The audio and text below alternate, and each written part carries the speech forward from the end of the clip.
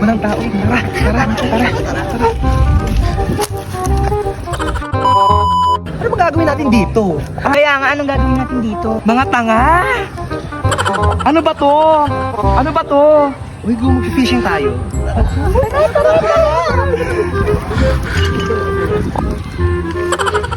Hoy, sa inyo ba to? Oo, sa atin to, Ay, gaga. sorry, sige. Doon. Bumati marami doon. Teka lang. Nakikita mo ba yung nakikita ko? Oo nga, mga magnanakaw. Tara, puntahan.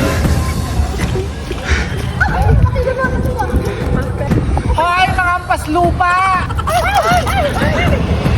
Anong ginagawa nyo dito? Kaya nga, anong ginagawa nyo dito? Ate, akala ko sa inyo to. Kaya wala ka sa atin to. Gaga. Akala ko din sa atin. Mga pilingera, sa amin to. Isda lang naman, bakit mo pinagdadamot? Ate, binili ng tatay namin yan. Ate, isang isda lang oh, bakit ka magagalit ng ganyan? Hindi lang kawalan, dami-dami yung fish dyan sa fish pan nyo oh.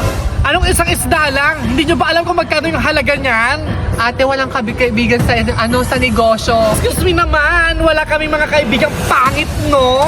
Bakit? Nununguha ba kayo ng gulay sa bakuran namin? Nagganyan ba kami sa inyo? Bakit yung nanay mo no, nagpitas pa ng tanong sa bakuran namin? Nagganyan ba kami sa inyo? Oo, hindi naman, di ba? Masyado ka kasing karapal. Kaya nga, pakadamot mo.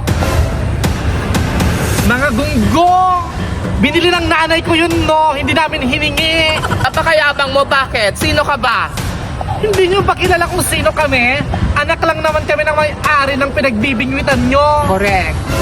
Para sa isang isda lang, isang pirasong tilapia, ay anong gusto niyo mangyari ngayon? Oh, anong gusto nyo mangyari? Kaya nga, Magpatayan na lang tayo!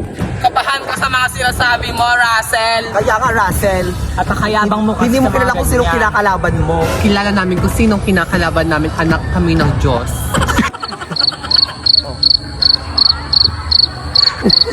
Huwag nyo kaming susubukan.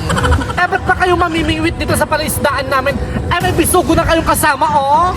Kung may fish pond lang kami, mamimingwit pa ba kami dito? Mag-isip pa nga, Russell. Nag-aral ka ba ng grade 2? Tsaka first of all, hindi bisugo tong kasama namin. Hito siya. Kaya wag mo ko pinagsasabihan ng ganyan. Mali-mali ka. Ay! Hito ba yan? Akala ko kasi bisugo! Ikaw, ano ba gusto mo?